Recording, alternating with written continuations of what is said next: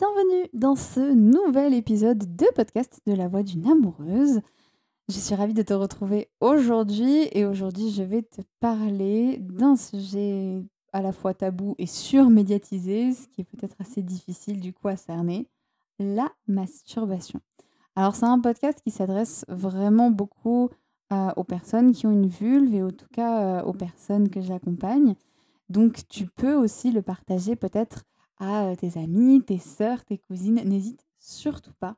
Dans cet épisode, je vais te parler des 5 choses, en tout cas moi j'ai nommé, hein, c'est un peu mon petit truc à moi, mais les 5 bons effets de se masturber. Alors je suis pas en train de dire que c'est génial et qu'il faut absolument le faire parce que chacun fait absolument ce qu'il veut, mais en tout cas, l'idée c'est de te parler de tous les effets bénéfiques que la masturbation peut avoir sur ton corps. Je te promets que je ne te raconterai pas que ça va prolonger ta vie de 10 ans et que ça va te faire maigrir parce que pitié, il y a déjà assez de liens comme ça, assez douteux.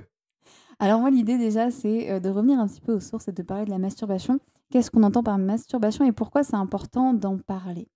La masturbation, c'est le fait de prendre un temps avec soi pour toucher son corps et pour éventuellement prendre du plaisir, peut-être aller jusqu'à l'orgasme ou pas, mais c'est un temps finalement de sexualité. Moi, je parle beaucoup d'autosexualité puisque c'est un peu de la sexualité avec soi-même. Alors, masturber l'autre, c'est aussi totalement possible, ou se masturber, c'est totalement possible devant son ou sa partenaire. Ça peut être aussi quelque chose de très très chouette. C'est aussi quelque chose qui peut être totalement intéressant à aborder. Là, je vais te proposer qu'on aille plutôt se tourner en solo et qu'on aille voir un petit peu pourquoi c'est important de parler de ça. Alors déjà, peut-être parce que souvent la masturbation, quand on en parle, quand on y pense, je suis assez curieuse de savoir, tiens, toi, qu'est-ce que tu vois quand je te dis masturbation? Qu'est-ce que tu vois ou à quoi tu penses là tout de suite, vraiment sans réfléchir? Mais pas pause, mais juste réfléchis à ça. Souvent, ce qui se passe, c'est que on va faire un petit lien avec les autres. On peut penser à soi, on peut penser à son corps, mais on peut penser aux autres. Moi, quand j'étais au lycée, ça m'est absolument pas venu à l'esprit que moi, je pouvais faire ça. Pour moi, c'était un truc de mec d'ailleurs, pour être très honnête. Donc, c'était pour moi quelque chose d'absolument improbable de penser à se masturber. La masturbation, c'est un sujet qui est vachement tabou. C'est hyper difficile d'en parler puisque voilà, c'est assez mal vu, c'est compliqué, on n'a surtout pas envie que quelqu'un nous voit faire ça. Et ça fait que finalement, il y a beaucoup de personnes, beaucoup de femmes surtout, qui ne touchent pas leur corps et qui n'osent pas ou qui n'ont pas du tout envie de le faire. C'est pas l'idée, moi, c'est pas que ce soit une injonction, parce que clairement, il y a des personnes qui aiment pas ça, qui aiment pas se masturber, et c'est OK. Moi, ce que j'ai quand même envie de te proposer et ce qui me donne envie de faire un peu cet épisode de podcast, c'est peut-être de te dire qu'en fait, la masturbation, ça peut être un super moyen de te réconcilier avec ton corps. Alors, je te propose qu'on aille voir un petit peu justement, je parlais des 5 choses assez bénéfiques en lien avec la masturbation qu'en tout cas, moi, j'ai noté et donc c'est vraiment quelque chose de personnel. Il y a pas d'études, il y a rien, c'est vraiment moi qui, fais ça, c'est totalement subjectif. Mais voilà, j'ai envie qu'on aille explorer un peu tout ça. Et du coup, la première chose que moi j'ai constatée quand j'ai commencé à me masturber un peu plus régulièrement, c'est déjà que, ça me permettait d'apprendre à mieux me connaître. Et qui dit apprendre à mieux se connaître dit: je vais peut-être pouvoir guider l'autre un peu plus facilement. Parce que finalement, dans la sexualité, comme dans beaucoup d'autres moments de, nos relations, on se dit que l'autre, il sait forcément ce qu'on a envie, il sait forcément de quoi on a besoin, on n'a pas besoin de lui dire. Et donc combien de fois il y en a eu des discussions entre copines ou même entre copains en mode: «Ah non mais c'était nul, j'ai pas aimé, mais je lui ai pas dit». En fait, l'idée c'est que justement, au lieu de subir quelque chose que tu n'aimes pas, l'idée serait de kiffer avec quelque chose que tu aimes. Sauf que ta partenaire ne peut pas forcément deviner. Et ça vaut vraiment pour tous les couples. Ça vaut même pour un couple lesbien où finalement, il peut y avoir c'est un peu cette croyance erronée de se dire: je sors avec une femme, elle a une vulve comme moi, donc si moi je sais m'y prendre avec ma vulve, je saurais très bien m'y prendre avec celle de ma copine». C'est pas forcément le cas. C'est pas forcément le cas parce que, c'est pas forcément pareil. Ta copine, elle va peut-être pas forcément aimer les mêmes gestes que toi. Elle va peut-être pas forcément vouloir, les mêmes appuis. Peut-être qu'elle, elle va préférer que tu ailles dans son vagin et que tu ne touches pas son clitoris. Bref, il y a plein de choses qui font qu'en fait, c'est très, très complexe et que ça peut être vraiment, difficile sans demander à l'autre. Alors l'idée, c'est pas de fournir un mode d'emploi, hein, avec un petit schéma. Alors voilà, tu vas là, là et là, mais c'est plus de savoir qu'est-ce qui, toi, vraiment te plaît. Et si tu prends un petit moment, du coup, pendant une masturbation, si tu es seul, si tu es un moment où tu es vraiment en sécurité avec toi-même, c'est aussi une occasion, finalement, de pouvoir aller trouver tout ce que tu aimes et le partager ensuite à ta partenaire. Dire: «Ah bah tiens, je préfère finalement, quand tu utilises ton doigt et que tu fais des cercles et pas, quand tu vas de haut en bas. Ah bah tiens, je préfère, qu'en même temps, tu me caresses les cheveux parce que vraiment ça fait quelque chose en plus pour moi. Ah bah là, je préfère que tu ailles un peu plus vite. Là, je préfère que tu ailles un peu plus lentement». Alors c'est des choses qu'évidemment vous pouvez trouver ensemble, mais ça peut être aussi chouette parce que quand toi tu te masturbes, tu vas apprendre vraiment à connaître ton corps, à être vraiment à l'aise, peut-être à aller même dans des endroits de ton corps dans lesquels tu n'oserais pas tenter avec ton partenaire. Peut-être que ce sera un peu plus facile pour toi d'aller découvrir certaines parties de ton anatomie sans forcément avoir le regard de ta partenaire sur toi. Donc profites-en. Ça peut être déjà un premier élément de dire bah, c'est une possibilité pour moi d'apprendre à mieux me connaître. Le deuxième avantage que j'ai trouvé, en tout cas le deuxième point que je trouve hyper important, c'est le fait de te sentir pleinement. Alors moi j'aime bien utiliser puissante. Tu peux utiliser aussi maîtresse de ton corps et pleinement libre. Est-ce que tu as déjà eu super envie d'un moment sexe, mais que ta partenaire n'était pas dispo? Soit qu'elle n'avait pas envie, soit qu'elle n'était pas là, soit que c'était pas OK. Et est-ce que tu n'as pas été genre méga, méga frustré? Et ben en fait, l'idée c'est de te dire mais oui, c'est super chouette d'être avec quelqu'un, d'avoir une relation sexuelle avec quelqu'un, mais je peux aussi m'apporter du plaisir moi. Et c'est quelque chose qu'en tout cas moi j'ai vécu de manière très, très forte quand j'ai commencé à me masturber un peu plus. C'est que j'ai commencé à me dire: «Mais waouh, en fait moi aussi je peux m'apporter du plaisir». Alors c'est vrai que l'autre m'apporte un plaisir incroyable, mais moi aussi en fait je peux m'apporter du plaisir. Je suis, complètement capable de faire ce que fait l'autre et je peux même, faire des choses des fois encore mieux ou d'une autre manière. Donc l'idée, c'est un peu de dire: «Mais waouh, mais je suis trop forte!» Moi, j'aime bien dire que je suis trop forte ou que je suis trop puissante. C'est peut-être pas forcément les bons termes, mais en fait, l'idée, c'est vraiment de te dire: «Mais je peux le faire, je n'ai pas forcément besoin de quelqu'un pour jouir ou avoir un orgasme». Moi, avec un petit peu la pop culture qu'on nous fait un peu, manger dans les séries, dans les livres et cetera, on est d'accord que c'est quand même très rare. On a beaucoup de couples qui sont ensemble, qui ont des orgasmes ensemble et qui sont tout le temps en manque. C'est rare qu'on voit quelqu'un juste se masturber et puis, éventuellement jouir ou avoir un orgasme. Peut-être qu'on en voit un petit peu plus maintenant, hein. Franchement, c'est peut-être un peu mieux, mais surtout du côté des femmes, c'est quelque chose qu'on voit beaucoup moins et pourtant, c'est quelque chose qui est complètement possible. On peut complètement avoir un orgasme ou avoir du plaisir sans l'autre et juste grâce à nous. Alors, je suis pas en train de dire, ne fais plus l'amour avec ta partenaire, mais finalement, bah, quand tu as envie de te faire plaisir et que l'autre n'est pas dispo, bah, toi tu es là, ta main est là, tu as des objets aussi, bref, on en parlera tout à l'heure, mais fais-toi plaisir. Et ce n'est pas du tout négatif pour l'autre, ce n'est pas tromper l'autre ou quoi que ce soit, c'est tout à fait normal de se masturber. La 3e bénéfice que j'ai trouvé au fait de se masturber, et ben, en fait, ça revient un petit peu à prendre soin de soi et à s'autoriser. Parce que ça aussi, c'est quelque chose qu'on ne connaît pas trop malheureusement. Alors je sais que je fais beaucoup de généralités dans ce podcast. Je suis la première à être agacée par les généralités, mais on va pas se mentir.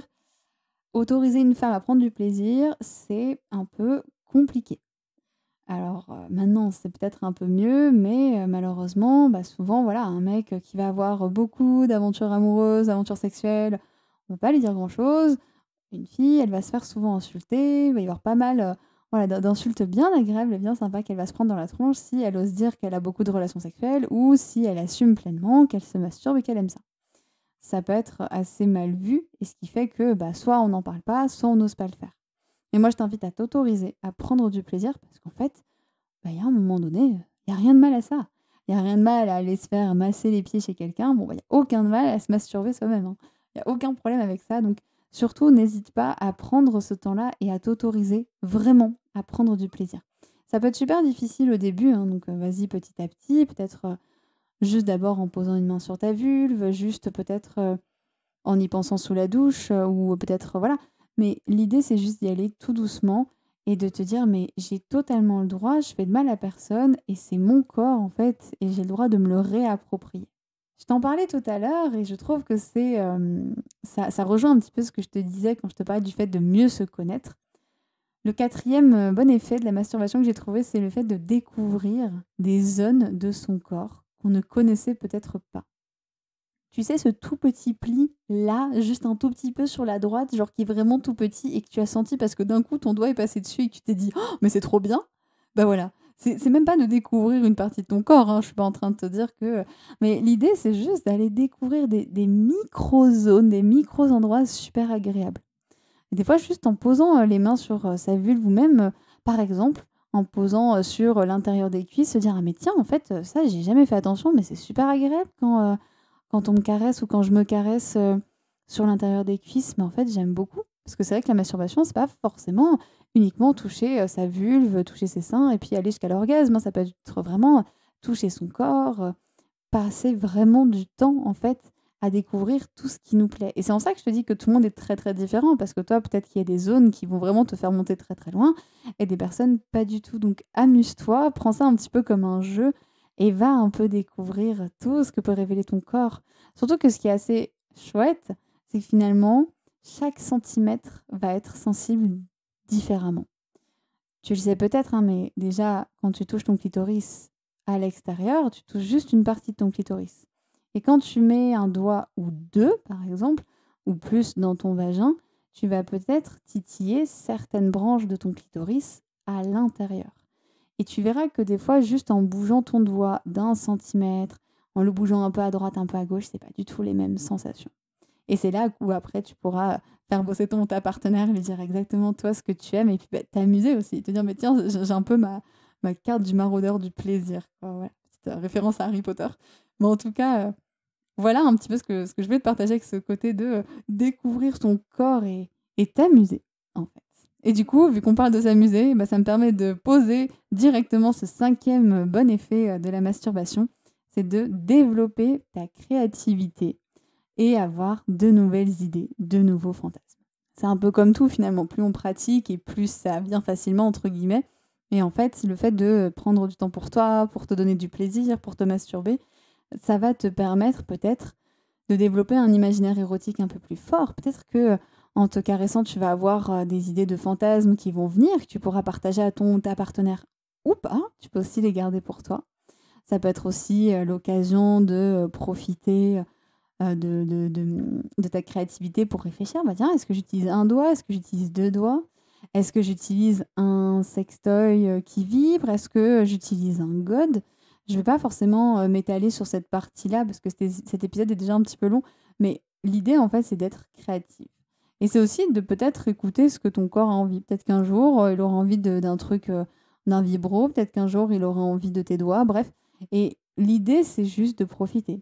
Et puis tu peux être créatif, tu peux dire: «Ah bah tiens, là, j'ai pas envie de le faire, dans mon lit, j'ai envie de le faire sous la douche ou dans des endroits, vachement plus originaux, Ah bah tiens, mon copain il est pas très loin, mais c'est pas grave, je vais quand même le faire, et il se rendra compte de rien» ou «Ma copine, est en train de passer un coup de fil et moi à côté, je me masturbe». Bref, c'est l'idée un peu de s'amuser et de développer sa créativité, d'aller un petit peu chercher, d'aller titiller des choses. Voilà, s'amuser, redevenir vraiment, maîtresse de son corps et le découvrir. C'était un petit peu tout ce que je voulais te partager aujourd'hui dans cet épisode. Alors tu l'as vu, hein, j'ai pas mal souri, j'étais pas mal, voilà, mais c'est un sujet que je trouve hyper important. Je sais que ça peut être un peu, particulier d'en parler, c'est encore très, très tabou, mais moi je trouve ça super, super important et en fait, hyper normal. Je pense qu'il faudrait parler de sa vulve comme on parle de sa main ou de son pied. Voilà, hein, je sais que on a le droit de rêver, hein, voilà. Mais c'est un petit peu mon espoir et c'est aussi pour ça que j'ai créé, Philo Yoni et que j'accompagne, des femmes à se reconnecter à leur vulve. C'est aussi pour que justement elles puissent, se reconnecter à leur plaisir. Parce que pour moi, c'est fondamental et ça que tu sois en couple ou pas, clairement, mais c'est juste de pouvoir se reconnecter à son corps, à son plaisir et à ses désirs et à kiffer enfin d'avoir, une sexualité à toi qui te plaît. Pas une sexualité normée, mais une sexualité qui te correspond et pour ça, je propose une pratique dans mes accompagnements que j'ai appris dans ma formation d'accompagnante du féminin. C'est une pratique qui, justement, te permet d'aller, en fait, découvrir ton corps par le biais de caresses et par le biais, finalement, de reconnexion, un petit peu comme un scan corporel, et où finalement, tu peux vraiment aller découvrir toutes les choses que tu peux faire à ton corps juste pour lui faire du bien, pour lui donner de l'amour, du respect et du plaisir. Alors, si tu veux en savoir plus, je t'invite à m'envoyer un petit mail à celine.filoyoni@gmail.com. Tu retrouves tous les liens dans la description du podcast et tu peux aussi me laisser un message privé sur Messenger en passant du coup par Facebook et par la page Filoyoni, accompagnante des femmes amoureuses. Et puis surtout, je t'invite à prendre du temps pour toi, prendre du plaisir, à te découvrir. Et puis, si toi aussi tu penses à d'autres effets que la masturbation a eu sur toi, eh bien, je suis très curieuse de les connaître, donc n'hésite pas à me les partager.